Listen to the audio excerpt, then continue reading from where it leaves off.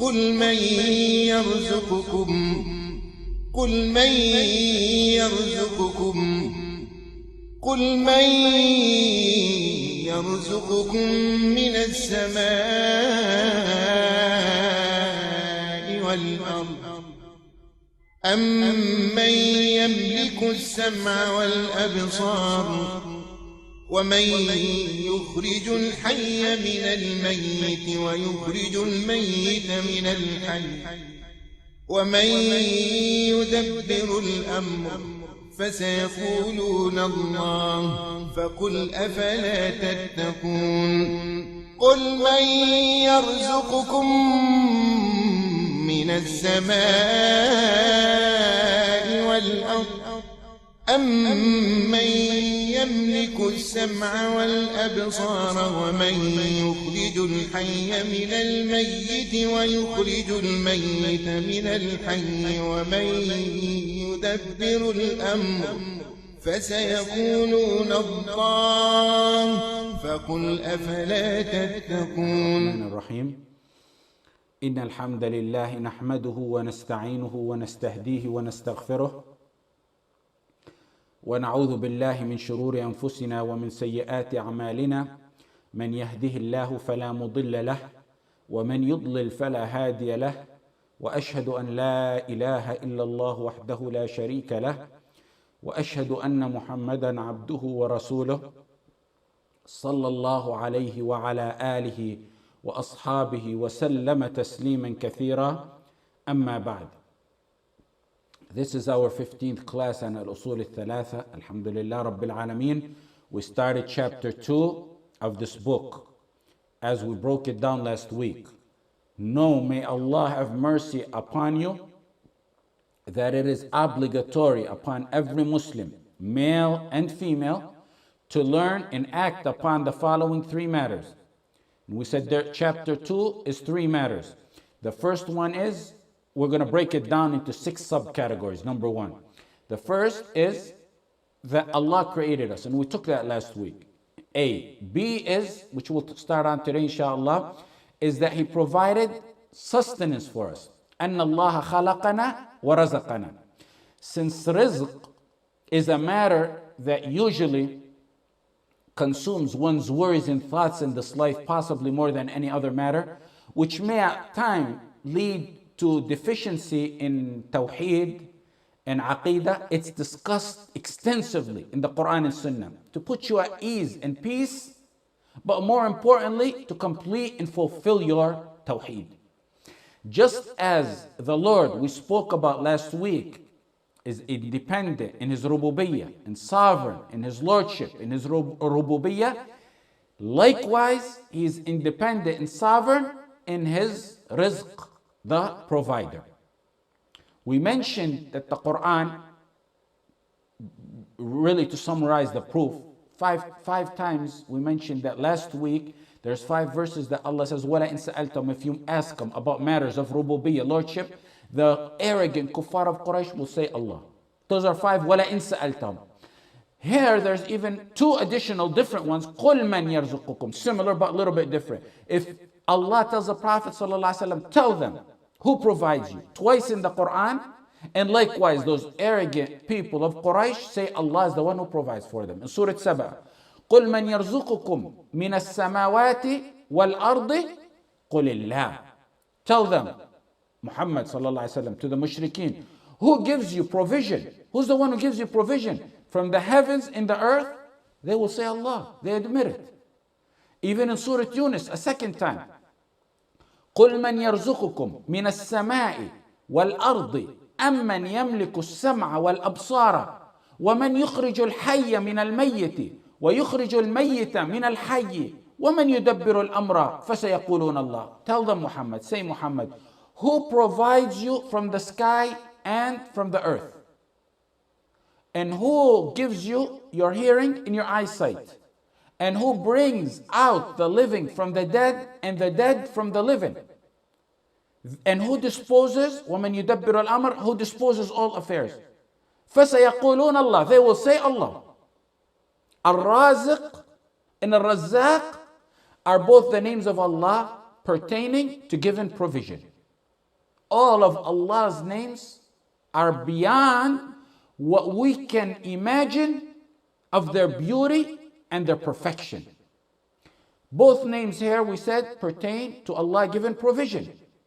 So are they both the same exact? Does Allah have two names for the same matter?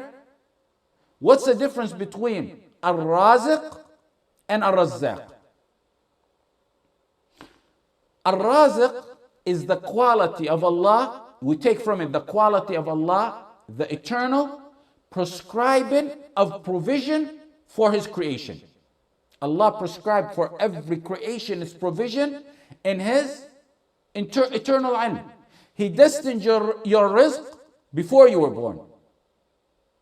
He ordered the pen to write it 50,000 years before the heavens and the earth were created.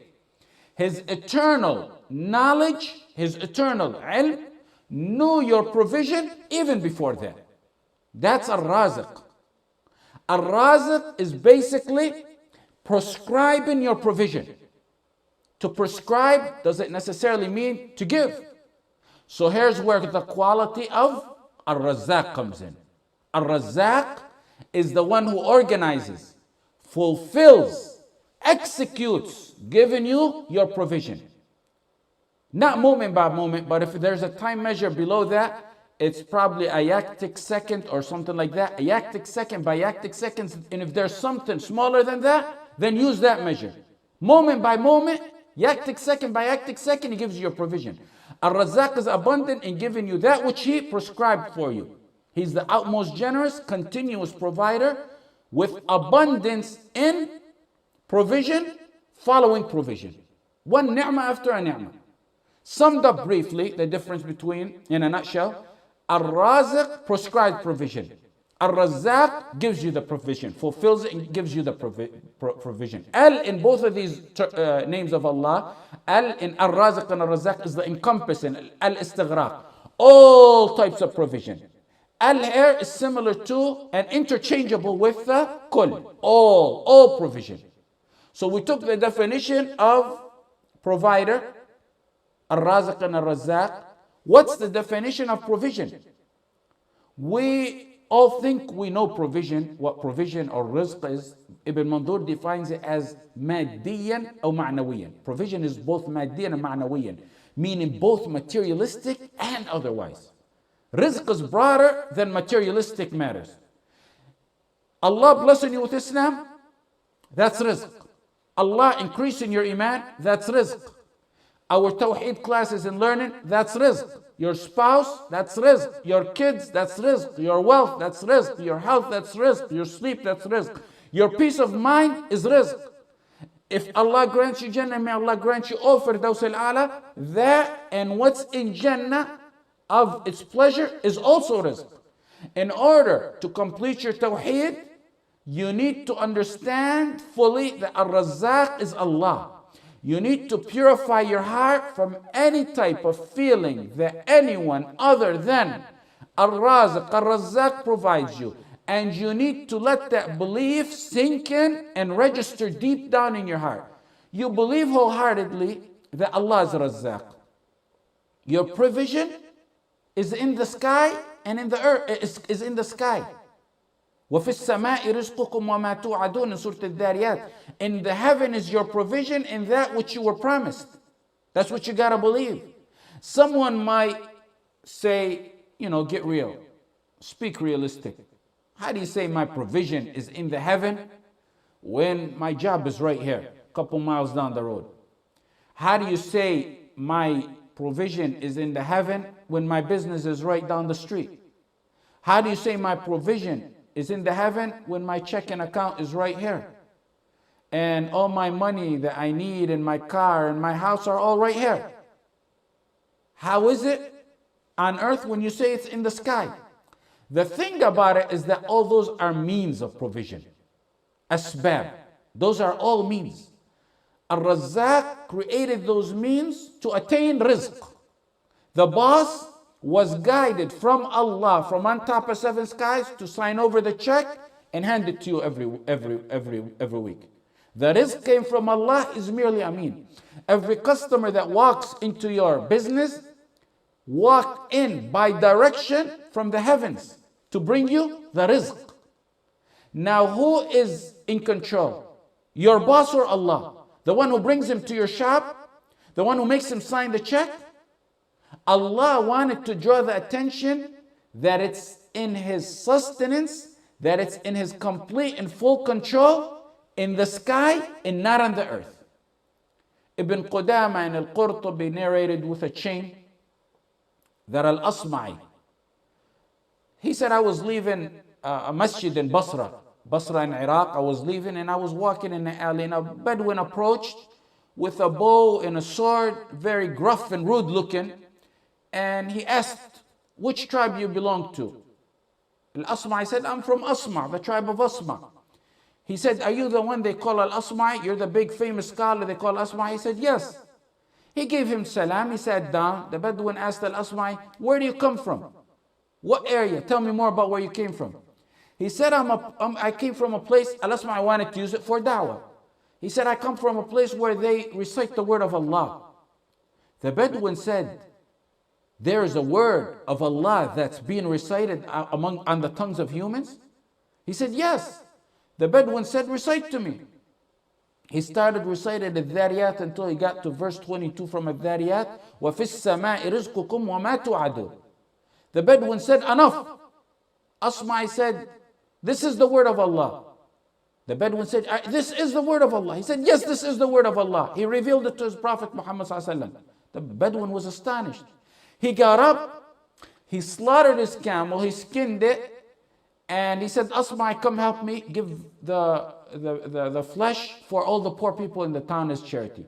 Then he broke his sword and bow and faded into the desert, reciting over and over again, وَفِي السَّمَاءِ رِزْقُكُمْ وَمَا تُوعَدُونَ وَفِي السَّمَاءِ رِزْقُكُمْ وَمَا تُوعَدُونَ. Al-Asma'i said, I began to blame myself. Why wasn't I as strong as this man in his belief? He took that verse to heart. The Bedouin basically heard that verse, and a lot of them were sharp in Arabic. He took the verse and he took it to heart. He used to stress and in wild pursuit over provision. So he said, why on earth have I been stressing? Basically, that's what he was saying. Why on earth was I stressing and killing myself to get something guaranteed to me from in the top of the seven heavens? It brought him comfort and ease knowing that rizq is coming from the heavens.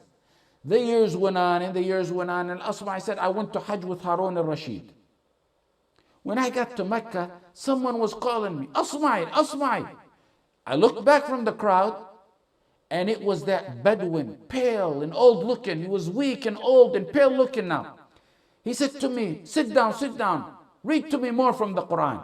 So he began to read the Dhariyat again until he got to the same verse, وَفِي السَّمَاءِ رِزْقُكُمْ وَمَا تُوعَدُونَ. The Bedouin said, I found what Allah said to be true. Read more for me. Continue reading for me. He said, فَوَرَبِّ السَّمَاءِ وَالْأَرْضِ إِنَّهُ لَحَقٌّ مِثْلَ مَا أَنَّكُمْ تَنْطِقُونَ.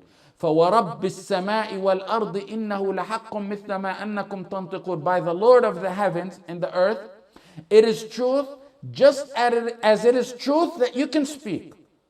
An oath. Allah gives an oath by Himself. فَوَرَبِّ السَّمَاءِ وَالْأَرْضِ. An oath followed by lahaq. Lam in lahaq is lam al-tawkeed. The lam is assurance, emphasis, affirmation, assertiveness, to make you sure that the rizq is from the sky. When the Bedouin heard that, he shouted, who angered Allah so much that Allah the mighty, the sublime, the jaleel, they did not believe in Him, that Allah needed to give an oath? He said it 3 times over and over again. The 3rd time, he died. The verse melted him to death. مِثْلَ مَا أَنَّكُمْ تَنْطِقُونَ. Your provision is in heaven just as true as you speak. Why was the parable of speaking used in relation to rizq, to provision? Allah is saying for 2 reasons. Allah is saying, be assured that your provision is coming to you from heaven just as certain and definite as you speak. You have any doubt that you speak? No. So just as you don't have any doubt on the fact that you speak, don't have any doubt that your provision is coming to you from the heaven. That's the first one. Second one is, second reason, relationship between the parable of sustenance in the sky and you speaking. Just as you speak, each one of you speaks, can anyone speak and use your tongue? No one can take your tongue, your mouth, your throat, your vocal cords and speak. So just like no one can speak using your mouth, no one can take your sustenance. Relax, it's coming to you. Your rizq is coming to you. Why so much oaths combined with confirmation and assurances in this verse in particular, and other verses and many other hadith that we would never have time to discuss in one or numerous halaqat, to establish Tawheed in an area that's weakness to many. That's how sums it up. It's a matter that distresses people. It consumes their thoughts, money, rent, food, retirement, savings. Allah wants you to live a Tawheed-filled life that entails a stress-free life, a relaxed life. وَمَا مِن دَابَّةٍ فِي الْأَرْضِ إِلَّا عَلَى اللَّهِ رِزْقُهَا وَيَعْلَمُ مُسْتَقَرَّهَا وَمُسْتَوْدَعَهَا كُلٌّ فِي كِتَابٍ مُبِينٍ. In Surah Hud, Allah says, no moving creature, no moving creation on this earth, but the provision comes down from Allah. وَيَعْلَمُ مُسْتَقَرَّهَا وَمُسْتَوْدَعَهَا. He knows, Allah knows the dwelling place for that creation and its deposit. All Allah has in a clear book. The provision is who on who? وَمَا مِن دَابَّةٍ إِلَّا عَلَى اللَّهِ. On Allah. On your boss? Not on your boss. On your parents? On a government paycheck? On a human? On a corporation? On a nation? No. وَمَا مِن دَابَّةٍ إِلَّا عَلَى اللَّهِ. Do from Allah. Humans don't give provision to each other. Humans are means Allah created to give you the provision. Many may think in times of hardship, financial hardship especially, that Allah forgot about them. They may not say it, but it comes to mind. That's when the second part of the verse comes into play. He knows your dwelling and your deposit. وَيَعْلَمُ مُسْتَقَرَّهَا مُسْتَوْدَعَهَا. More assurances, relax. He knows where you're at from the time you're in the uterus to the time you enter your grave, and after that and before that and in between that. You're going through difficult times, Allah didn't forget about it. That's what وَيَعْلَمُ مُسْتَقَرَّهَا وَمُسْتَوْدَعَهَا means. If Allah promised every animal its provision, is He going to leave out humans when they were the most honored of Allah's creation? وَلَقَدْ كَرَّمْنَا بَنِي آدَمَ. And we have honored the children of Adam. We will provide, Allah said, we will provide for animals. So do you think He's going to leave out those more honored human beings? Will Allah promise to provide sustenance to those who defame Him, saying He has a son, and leave out those who say that La ilaha illallah? His provision reaches all, animals, kafir and Muslim. In a way, Allah corrected Ibrahim in his dua. وَإِذْ قَالَ إِبْرَاهِيمُ رَبِّ اجْعَلْ هَذَا بَلَدًا آمِنًا وَارْزُقْ أَهْلَهُ مِنَ الثَّمَرَاتِ مَنْ آمَنَ مِنْهُمْ بِاللَّهِ وَالْيَوْمِ الْآخِرِ. Ibrahim said in his dua, famous dua, Lord, Ya Allah, make Mecca, this city, a place of security, safe place, and provide its believing people with fruits, provision, give them provision. Allah answered, and He said, the believing. قَالَ وَمَنْ كَفَرَ. In provision, they're alike. Establish now to complete your Tawheed that your rizq is in Allah's hand. Do it right now. No boss, no business, no nation, no country. إِنَّ اللَّهَ هُوَ الرَّزَّاقُ. Allah is the provider, owner of power, the most strong. That's who you turn to for your rizq. Your rizq, rather, your unchangeable rizq was written for you, as we mentioned, when you were in your mother's womb. Sprint in this life or walk or relax, the amount of provision Allah wrote for you is going to be the same. It's not going to be more or any less. عن أنس عن النبي صلى الله عليه وسلم قال إن الله وكل بالرحم ملكا فقال أي رب نطفة. The Prophet ﷺ said in authentic hadith, Allah put an angel in charge of the womb. The angel of the womb. He says, oh Allah, when one's in the womb, oh Allah, a drop? Meaning, should I go ahead and go ahead forth in a drop? Ay Rabbi alaqa. Oh Lord, the clot, is it now time for a clot? Ay Rabbi gets permission from Allah. Ay Rabbi mudgha. Oh Allah, a morsel? فإذا قضى الله عز وجل خلقها قال أي ربي شقي أو سعيد. When Allah desires to complete the creation of the baby, the fetus, He says, wretched or happy? The angel asks, is he going to be among the wretched or happy? أذكر أو أنثى. Oh Allah, He gets the permission every step of the way. Male or female? فما الرزق وما الأجل؟ قال فيكتب ذلك في بطن أمه.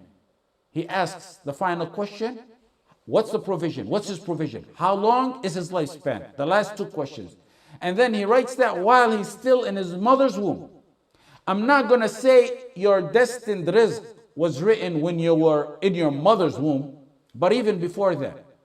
That's when the angel of the womb and the angels found out about it. That's only when the angels got their homework pertaining to those matters.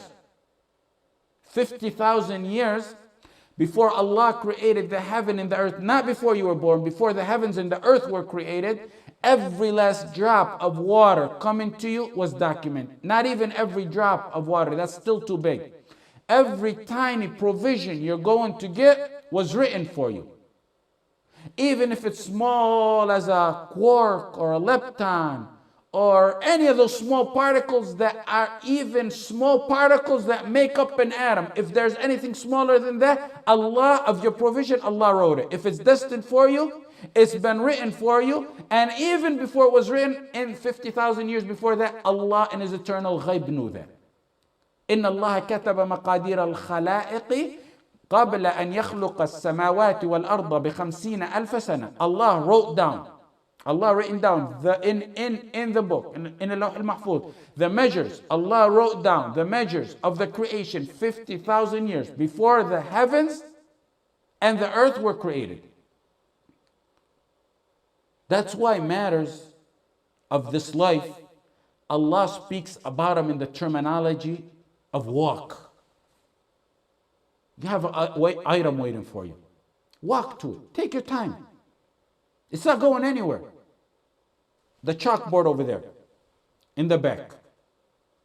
If I say to you, all of you, it's not going nowhere, that chalkboard. It's for you, Muhammad. Now, or 100 years from now, 1,000 years from now, I'm going to sit here and watch it. It's not going nowhere. It's guaranteed for you. No one else is going to touch it. It's for you. You would be foolish to get up right now and sprint and grab it. هو الذي جعل لكم الأرض ذلولا فامشوا في مناكبها وكلوا من رزقه وإليه النشور. It is He, Allah, who made this earth subservient to us. So walk in its path and eat of His provision. Walk. What you need to be sprinting for is the matters of the life after, the matters that are not guaranteed. The levels of Jannah is what you need to be sprinting for. فَاسْعَوْا إِلَى ذِكْرِ اللَّهِ وَفِي ذَلِكَ فَلْيَتَنَافَسِ الْمُتَنَافِسُونَ. Strive and run for those matters. Next, part of knowing Allah Ar-Razzaq is knowing He's also wise in giving provision. Many people today utter day and night, Allah is wise, the all-wise. And they preach it. But at nighttime they contradict it by complaining to others of Allah and about their poverty. They complain to other than Allah about their poverty. Yet they say Allah is wise and Ar-Razzaq. Allah said, وَلَوْ بَسَطَ اللَّهُ الرِّزْقَ لِعِبَادِهِ لَبَغَوْا فِي الْأَرْضِ. If Allah were to enlarge the provision for some of His slaves, they would rebel on this earth. وَلَكِنْ يُنَزِّلُ بِقَدَرٍ مَا يَشَاءُ. He sends by measures, in quantities. There is many, those who know Al-Razzaq and Al-Hakim. And the Razzaq and the Hakim that you believe in knows that if He gives you some funds, you'll misappropriate them. And they're not good for you. So that's part of believing in a Razzaq al-Hakim. Your aqidah in this is that you accept the status that Allah gave you because you don't know your situation, rich or poor, whether that will, if it changes from one status to another, whether it will result to your change of status from wretched to being happy or happy to being wretched, or the opposite. You don't know how it will change you. You never object to al-Hakim. If I get into any one of your personal business, and I say, why'd you buy that $20,000 car, not the $10,000 or $5,000 car, or less than that? Why'd you get an iPhone and sign the 2-year contract? You should have stayed with a vintage phone that has only voice and possibly text. Why'd you just give your wife $500 to go to the mall? Your natural reaction is to tell me, who do you think you are to object to my decisions? Who are you, Ahmed Jibreel, to object to my decisions and judge my wisdom? That's my business. You're right. You're actually right. Who am I to interfere with your wisdom in your internal family business, in your affairs? But again, who are you to judge the divine wisdom of Allah? Al-Hakim al-Razzaq. أهم يقسمون رحمة ربك نحن قسمنا بينهم معيشتهم في الحياة الدنيا ورفعنا بعضهم فوق بعض درجات ليتخذ بعضهم بعضا سخريا ورحمة ربك خير مما يجمعون. Who do you think you are to portion out the mercy of Allah? That's not your business. Who are you to portion out the mercy of your Lord? Your provision of your Lord.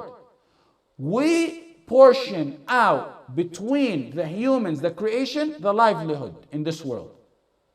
And we raise, وَرَفَعْنَا بَعْضًا فَوْقَ بَعْضٍ دَرَجَاتٍ, we raise some of them above others in ranks. So they may employ others in their work. Some are rich, high class, medium class, low class, middle class and low class. Those who say, why didn't Allah make me rich so I can build masajid? A lot of people say that. And support the oppressed and do. In a sense, some may be disgruntled with the division of Allah. If they just want to do good, that's different. But if they're internally disgruntled with Allah, don't forget that Ar-Razzaq is the all-wise, the all-knowing. That He knows why He gave you, why He gave it to you. Qarun, and there's many like Qarun, and you know the story of Qarun. You say the people of Qarun ask the same question. Why didn't Allah give us like He gave Qarun? Then when they seen what happened with Qarun, they regretted it. And in the verse, وَمِنْهُمْ مَنْ عَاهَدَ اللَّهَ لَإِنْ آتَانَا مِنْ فَضْلِهِ لَنَصَّدَّقَنَّ وَلَنَكُونَنَّ مِنَ الصَّالِحِينَ. Some made a covenant with Allah saying, if He bestowed on us of His bounty, we would give in charity. A lot of people say that. And we'll certainly, لَنَصَّدَّقَنَّ وَلَنَكُونَنَّ مِنَ الصَّالِحِينَ. We're going to be among those who are righteous. We're going to give. Let us give us. Why doesn't He give us? So we can give in charity and we can be righteous. What happened after they got it? فَلَمَّا آتَاهُم مِّن فَضْلِهِ بَخِلُوا بِهِ وَتَوَلَّوْا وَهُمْ مُعْرِضُونَ. When Allah gave them His bounty, they became cheap and turned away from Allah. The result is objecting to Allah's command. فَأَعْقَبَهُمْ نِفَاقًا فِي قُلُوبِهِمْ. He punished them by putting hypocrisy into their hearts until the day that they will meet Allah subhanahu wa ta'ala. بِمَا أَخْلَفُوا اللَّهَ مَا وَعَدُوهُ وَبِمَا كَانُوا يَكْذِبُونَ. Because they breached their covenant and because they were liars. By the way this verse was revealed, you know that it's not something to object about. What Allah gave you a provision. And this, let me say before I forget, this verse was not revealed by Thalaathah, as the popular story is. A Sahabi named Thalaathah, and that got rich and then went. That's a fabricated story. The true proper reason for the revelation was what Ibn Hajar mentioned through Ibn Wahab and Ibn Zayd, that it's a group of munafiqeen. Thalaathah was a man who stood firm in the battle of Badr. Don't be displeased. The point of it is, don't be displeased with what Allah has chosen for you. Seek means no problem. But when you become displeased in your heart at Allah and the destiny Allah chosen for you, low class, middle class, high class, whatever it is, then there becomes a deficiency in our topic today, belief in Ar-Razzaq. When Allah is Al-Alim Ar-Razzaq, He gave it to you for a wisdom. When He is Al-Hakim Ar-Razzaq, He deprived you for a wisdom. So never object. Part of believing in this Tawheed is to be fully content with what Allah has given you provision. فتحنا عليهم أبواب كل شيء. Allah gives this dunya to whom He likes and dislikes. But the akhirah is only for those who Allah likes. Thinking and judging that Allah gives this dunya to who is more favorable to Him in the akhirah levels is an aspect that Kuffar Quraysh used to have. وَقَالُوا نَحْنُ أَكْثَرُ أَمْوَالًا وَأَوْلَادًا وَمَا نَحْنُ بِمُعَذَّبِينَ. They used to bolster to the Prophet Muhammad ﷺ and the Sahaba, we got more than you guys. We got more than you. We have more wealth, we have more children, and we're not going to be punished. Allah says, قُلْ إِنَّ رَبِّي يَبْسُطُ الرِّزْقَ لِمَنْ يَشَاءُ وَيَقْدِرُ وَلَكِنَّ أَكْثَرَ النَّاسِ لَا يَعْلَمُونَ. The reply is, tell them, Muhammad, Allah enlarges His provision to whomever He wills and whoever He wants to restrict. Allah gives His provision in this life for those He likes and dislikes, but only gives success in the high levels in the akhirah for those He loves and likes. Hatim al-Asam was asked once, how did your tawakkul on Allah become so strong? He said, I believe that no one will take my provision, so my heart became content. I knew that death awaits me, so I prepared my baggage for that journey. I know my actions, no one can perform them but me, so I became occupied in them. I'm too busy in my work. Number 4, I knew Allah watches me and sees me, so I became ashamed to let Him see me doing any sins. They said, so where do you eat from? They seen him so content, so relaxed, so laid back. So where you eat from? He responded, وَلِلَّهِ خَزَائِنُ السَّمَاوَاتِ وَالْأَرْضِ وَلَكِنَّ الْمُنَافِقِينَ لَا يَفْقَهُونَ. To Allah belongs the treasures of the heaven and the earth, but the hypocrites do not comprehend that. Ash-Shafi'i, rahimahullah, said, I depend on Allah for my provision. And I have no doubt, absolutely no doubt, that my provision will come to me.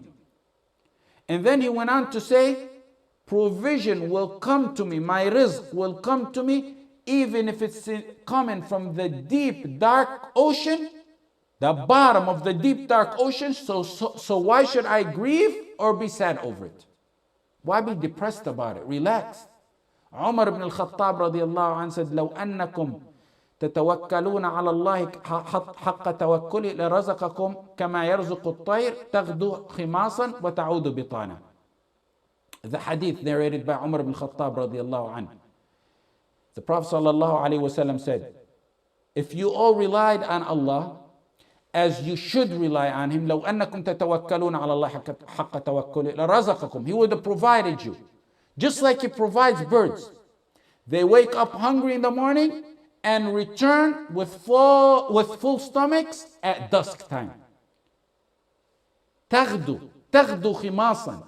Taghdu in the hadith means they go early, they go early in the day with empty stomachs.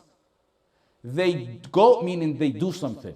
وَتَعُودُ or taruhu in a narration means they return late in the evening. Bitana means with full provision. True tawakkul, what you take from the hadith, true tawakkul is full reliance of the heart on Allah using the means available. He didn't say Allah will provide you like He provides that bird laying in the nest. He says, taghdu taruh. That's why I specified the definition of those words. Like a bird that goes and returns. Tawakkul is firm belief in the heart, putting dependency in the heart on Allah, using the means available. That's the true meaning of tawakkul in the matter of rizq. Ibn Abi Dunya narrated that people came to Medina one time. And Umar, as usual, anytime he seen foreigners in Medina, outsiders, he'd ask them. And he seen people, he knew they were from Yemen. So he said, who are you? Meaning, give me more about yourself. They said, نحن المتوكلون. We're the one who depend on Allah. He said, you're mutawakkilun. You depend on each other, not on Allah. He said, al-mutawakkilun, the real mutawakkilun, are those who put the seeds in the ground with their reliance on Allah. Your heart, this is all part of believing in Ar-Razzaq.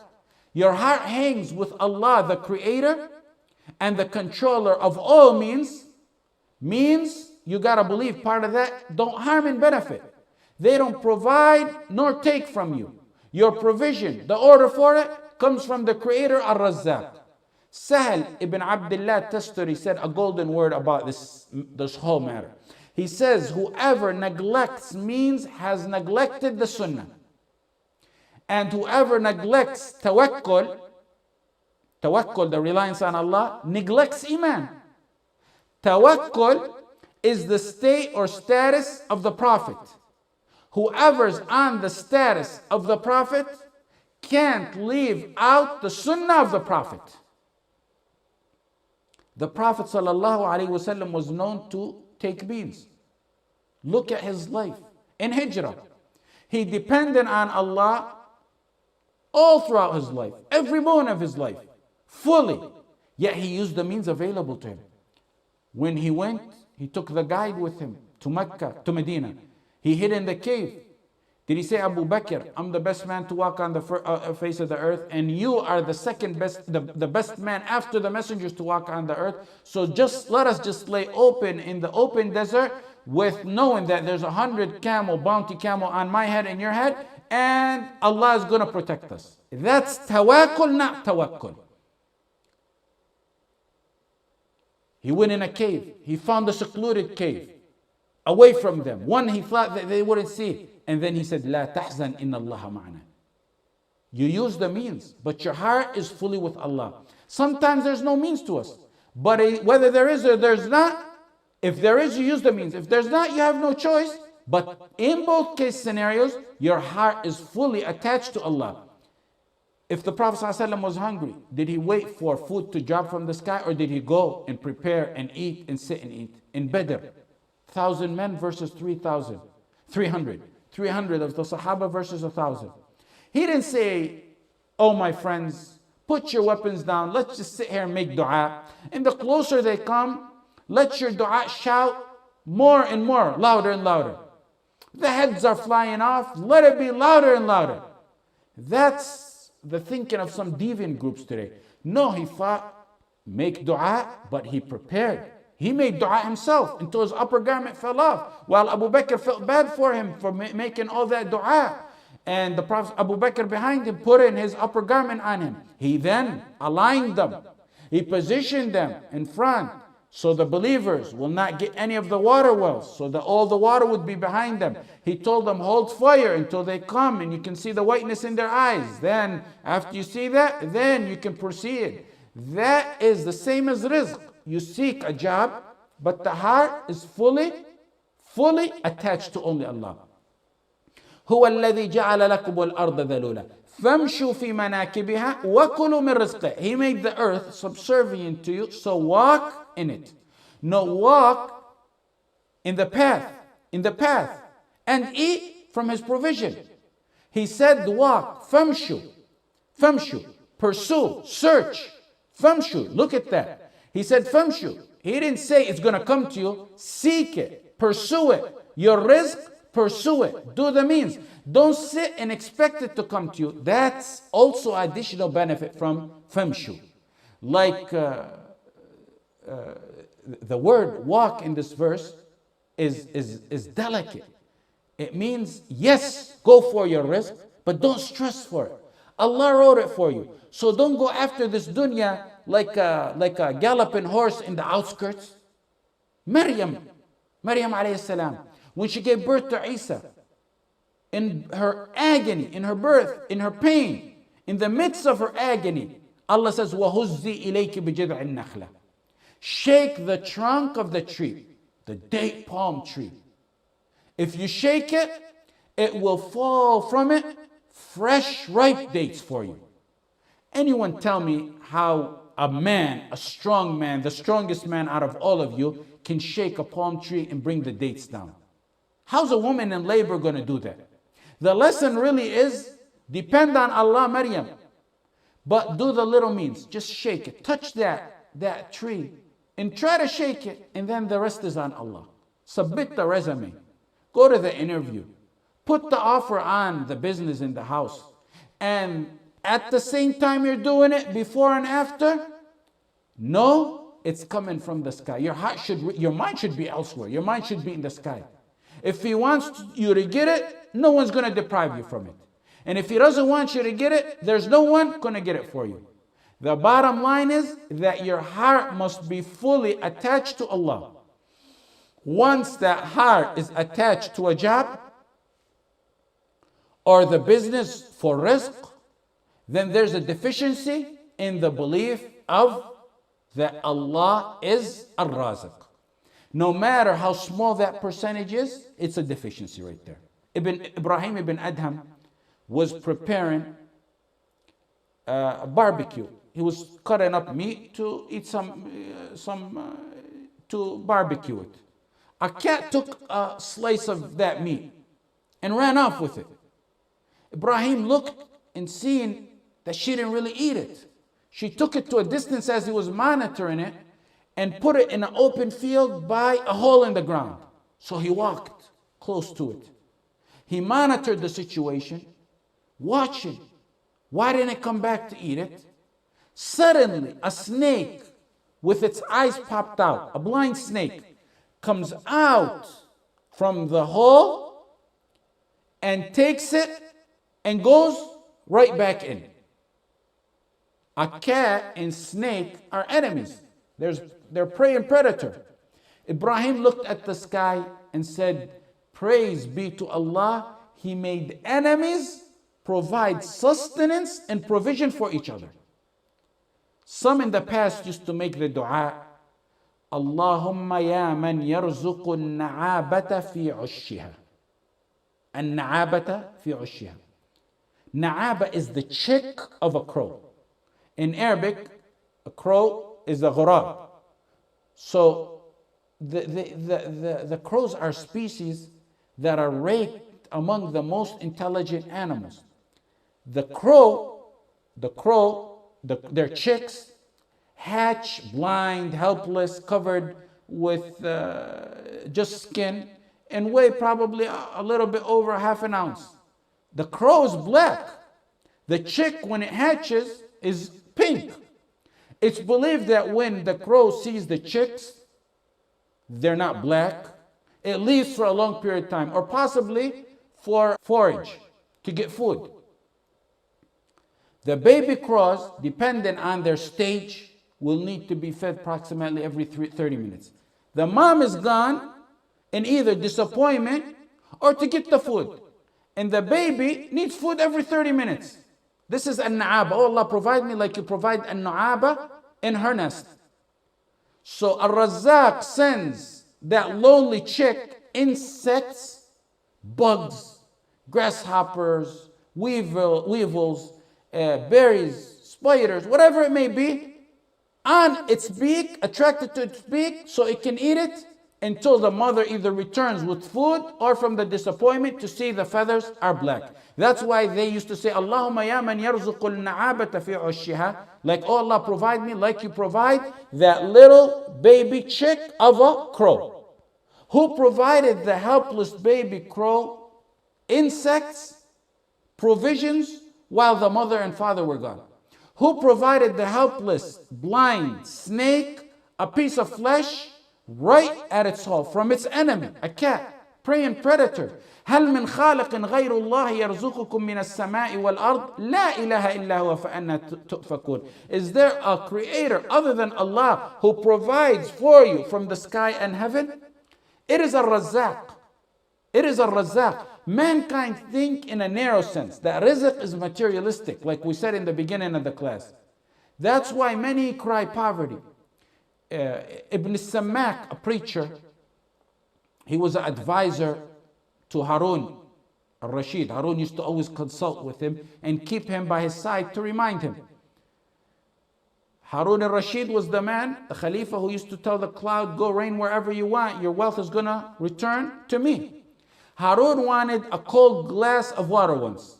And it must have been that he kept asking for it over and over again. He repeatedly asked for a cold glass of water.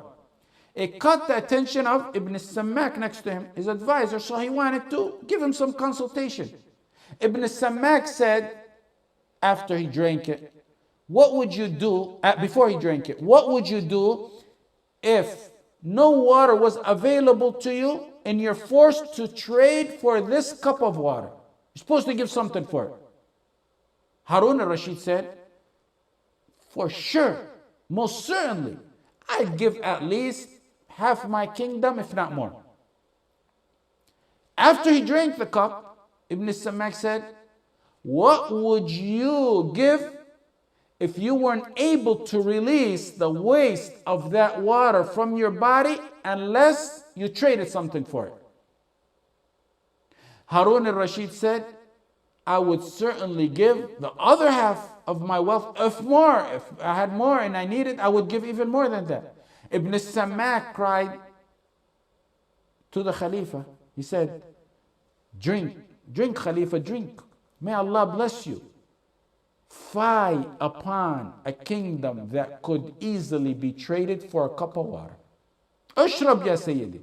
Ashrab hanna'ak Allah. Uffin لملك لا يشترى أف لملك لا يشتري شربة ماء.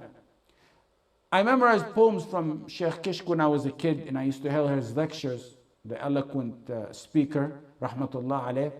He used to say, هي القناعة فاحفظها تكن ملكا ولو لم يكن لك إلا راحة البدن. Be content. He actually said it when a Shah of Iran died. Be content. You'll feel like a king even if you don't have but peace of mind. وانظر لمن ملك الدنيا بأجمعها هل راح منها بغير القطن والكفن. Look at those who ruled the globe. Look at those who ruled the globe in their entirety. Did they leave this earth but with ka'in in shrouds? Remember how we defined rizq? Why do you look at it as money in your account alone? Rizq is your aqidah. Your aqidah is among the biggest risk you can have. It is the biggest risk you can have. وَأَتْمَمْتُ عَلَيْكُمْ نِعْمَتِي. Belief in the qadr of rizq is aqidah. Once you establish this firm in your heart, which we're trying to get to, you live a content life. Having a deficiency in the belief in Ar-Razzaq, our topic today, is dangerous. In Sunan Abu Dawood, the Prophet ﷺ said, "Man nazalat bihi faqa." Authentic hadith. Whoever gets faqa is usually a financial hardship. Whoever gets in a financial hardship, faqa. فَأَنزَلَهَا بِالنَّاسِ. He turns to people. He depends on them. Depends on them in his heart. لَمْ تُسَدْ فَاقَتَهُ. His hardship will not be fulfilled. وَمَنْ نَزَلَتْ بِهِ فَاقَ فَأَنزَلَهَا بِاللَّهِ. Okay, whoever gets a financial hardship and turns to Allah for help.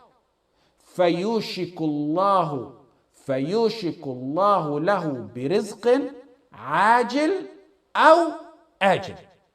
فَيُوشِكُ اللَّهُ لَهُ بِرِزْقٍ عَاجِلٍ أَوْ آجِلٍ. Allah will bring him his rizq sooner or later. Focus on this ayah. وَيَعْبُدُونَ مِن دُونِ اللَّهِ مَا لَا يَمْلِكُ لَهُمْ رِزْقًا مِنَ السَّمَاوَاتِ وَالْأَرْضِ شَيْئًا وَلَا يَسْتَطِيعُونَ. Give me your full attention. They worship others besides Allah, who do not and cannot and absolutely cannot have any provision or control over provision from the heaven and the earth. In Arabic, if you were to remove the two words in this ayah, rizq and shay'a, remove rizq, provision, and shay'a, anything, the meaning stays good. So why these two extra words? We said the Quran is delicate. These words are there for a purpose. So what's the meaning? To add affirmation that the only one who can provide rizq is Allah. النكرة في سياق الإثبات تفيد الإطلاق. Rule of Usool. Focus. Both these words in the ayah, rizq and shay'a, are indefinite nouns. Ism nakira. Rizq and shay'a, those two words I said, that are extra are indefinite nouns. The rule in Usool is the indefinite noun, ism nakira, in the context of a general sentence denoting, affirming, declaring, establishing, indicates absolute, unconstrained, unconditional, unrestricted matter. النكرة في سياق الإثبات تفيد الإطلاق. Pay attention, I'm going to explain it more. These rules are complex as it is, and it gets harder when you explain them in English. So you gotta give me double the attention you regularly give me. If you have a sentence affirming something, declaring, establishing, then there's a nakira, indefinite noun, that means it's absolute. That indicates it's absolute, unconstrained, unrestricted. Adding a nakira that's otherwise not essential gives it basically exaggerated, absolute, unconstrained, unrestricted meaning. That's the point right there. Meaning, here comes the meaning. Those who they worship other than Allah have absolutely not a tiny bit of control over rizq. Let's take the first indefinite noun to shed more light at what I'm trying to talk about. He added to their nothingness, they already had nothing, he added to their nothingness shay'a, the word any. Okay, ya Allah, you told us they don't have anything, no control over provision. So why did you add shay'a? They have nothing. So why did you add anything to nothing? If I say to any of you, what's your paycheck this week? Your paycheck after everything clear is $201.05. Would any of you tell me, if I say, what's your paycheck? You're going to say $201.05? You're going to say $200. We're not sitting here doing your income tax, so you're going to say $200. You round it off because 105 is so little, so minute, so insignificant that you don't even count it. A second example to get this rule that I'm talking about, because you understand them more with examples. If I say to you, what time is it now? 1:59. Okay. Does anyone tell me 1:59? Everyone's going to round it off and say it's 2 o'clock. A third example. If someone has no wealth, may have a little bit of wealth. What do you tell me if I ask you about his financial situation? He has nothing. The common terminology. He has nothing. There is something, but it's so little, so minute, so tiny, so insignificant that you consider it nothing. It's rounded off. It's a fraction that's rounded off. That is why the indefinite noun shay'a was added. Allah wants you to have the pure Tawheed in Ar-Razzaq, and He wanted to eliminate any tiny doubt that anyone other than Allah has any provision. There's not even the super slight chance that one may have any tiny significant control or rule over rizq other than Allah. Shay'a, anything. That's why the indefinite noun was added. So the verse is saying they worship those who have absolutely no control over rizq. Absolutely. Not even those tiny fractions that may be considered by some. Those the mushrikeen worship, they don't have any tiny rounded off fraction of control or rule over rizq. The conclusion, why so much emphasis? Why? This is to erase the possibility that we may have any thought or doubt that anyone has any little crumb or power in control over rizq to affirm, to fulfill your heart with full and pure Tawheed to Ar-Razzaq. Two nakira, come to affirm this. Two, not one. Shay'an was one. Shay'an one. The same thing we mentioned about shay'a, rizqa two. They were added to eliminate the thought that there may be that tiny fraction that people neglect, that round off, like the 105, the 1 minute, one having a little bit of provision, and then you say he has nothing, to eliminate even that possible tiny thing, that there isn't even a rounded off figure in the matter. They have absolutely no control over rizq. Okay, we got the general wording of the verse that those mushrikeen worship those who have no rule or control over rizq. That's the general wording. It already tells it all. To top it off, we have two nakira, shay'an and rizqa, to add emphasis to show not a crumb of power or a rounded off fraction of power do they have over rizq. We're not done there. Allah wants pure Tawheed, the third thing in the matter, the end of it. وَلَا يَسْتَطِعُونَ. The verse at the end says, and they cannot, they're unable to. Sometimes you may have power to do something, but the opportunity is not there. Allah wanted to eliminate that thought too. Belief in Ar-Razzaq is no joke.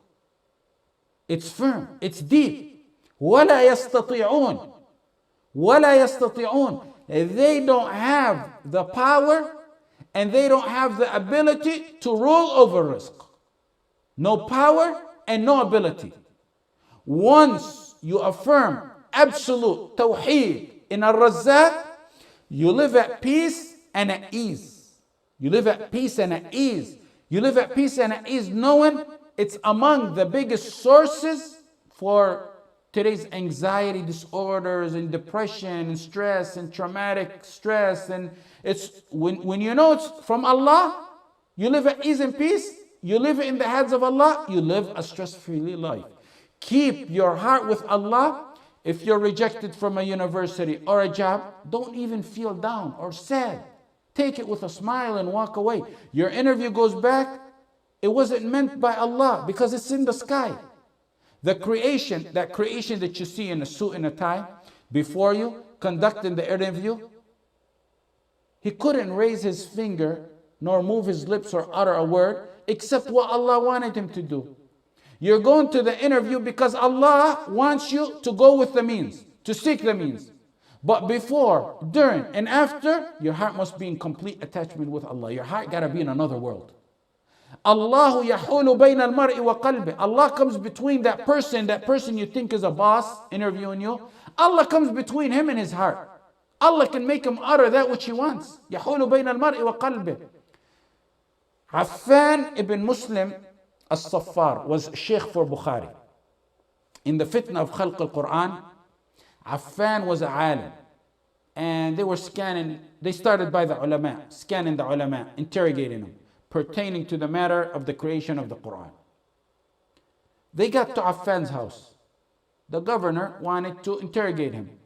The interrogator told Affan, I got orders from the wali that I need to ask you these questions. Is the Quran the word of Allah or creation? We know what Ahl Sunnah position is and what they back then used to spread. Affan said, Qul huwallahu ahad. Is that created? So he basically began to explain. He's a alim. He wants to start talking and explaining to the man. The interrogator said, look Affan, I'm not here to debate. I got these questions to ask you. I got to write the answer. And let me advise you. When they take you to prison, then you can explain away over there. And he also said, let me advise you more. If you say it's the creation of Allah, you get higher. From my experience, he's telling them, the people who said that, they get higher rank, their salary goes up, they be at peace and ease. Those who don't say it was created, from my experience, this is the interrogator telling them, they start off by taking your salary, then your family, and you get hungry, and it only gets worse after that. Affan said, the Quran is the word of Allah. It's not created. Kalamullah. The interrogator said, you know where this statement's going to take you?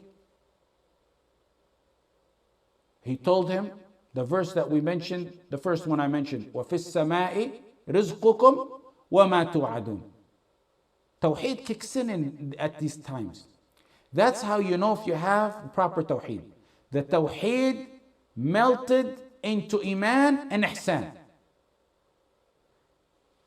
The interrogator wrote the report and they cut his salary.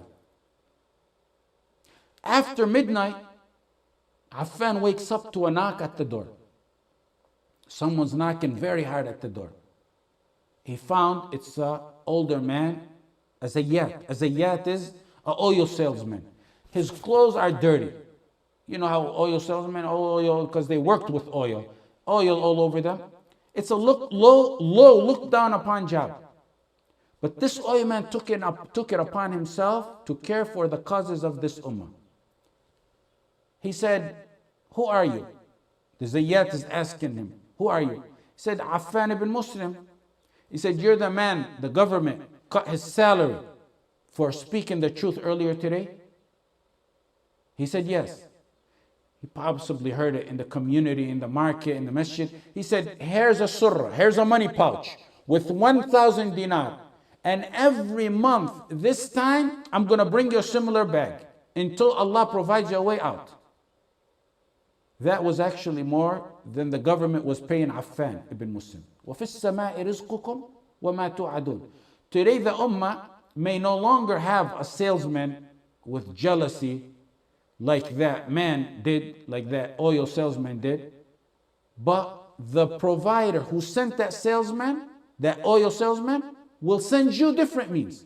Because the provider, Ar-Razzaq, is there. Let me conclude, because the time is running out, with this story for the sisters who follow us, especially through the internet, whose husbands are in prisons, or single mothers as well, and actually for all of us. There's a contemporary man in Egypt, went to prison, very poor as is. So when he went to prison, his wife has 2 kids. She had to move with her parents. It's the same thing repeated all over and over. Those whose family members went to prison, they'll tell you the same story. One day, her son got sick, got very high fever, no transportation. She's in her parents' house now. No transportation, and even if there was transportation, there's no money to pay the doctors. So she turned to Allah all night long. 1 minute dua in salah, 2 rak'ahs, in deep agony, in pain, in sujood, in dua. Then she would tend to her baby, changing the bathing towels on his head and body. And as you know, only mothers can talk about what they feel when their children are ill. May Allah grant my mother and all your mothers Firdaus al-A'la for the suffering they suffered for us. Then she would go and soak the bathing towel in cold water and place them all over her son, his forehead and his body, and take a break in salah. 2 rak'ahs. Deep, dark, lonely, long night. Cries and shouts of desperation to Allah.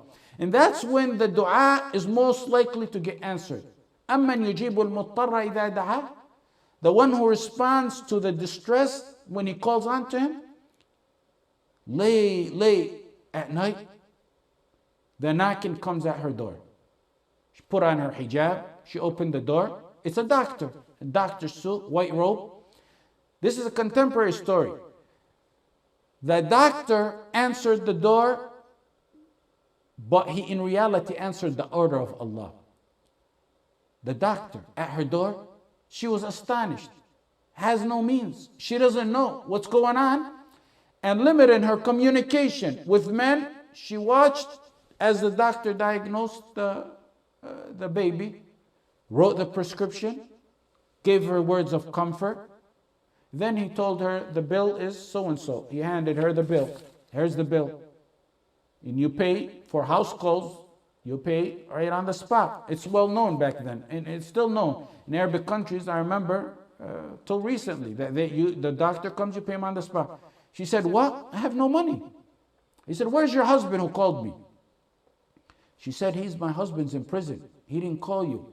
My husband's been in prison for some time. He said, you make a late call at night and you have no husband to pay for me? He said, isn't this apartment 18? She said, no, the apartment 18 is right down the hall. That's next door. So the doctor was astonished at how he came here and there really was someone sick. He said, "Subhanallah, what's your situation, lady? Tell me what it is." She told him her story. She began to cry as she was telling her story. And he began to cry. He said, "Wallahi, it was Allah who took me out of my bed to come to see your son. Give me that prescription back. Let me get the medicine from my car, and here's some money for you. And every week or so, I'll come and check up on you." Not only that, he continued to check up on her and give her from the charity that Allah gave him. The woman began to tease her husband who was in prison. She said, "You might want to stay longer in prison because Allah, the Razzaq, is taking care of us more than you did when you were here."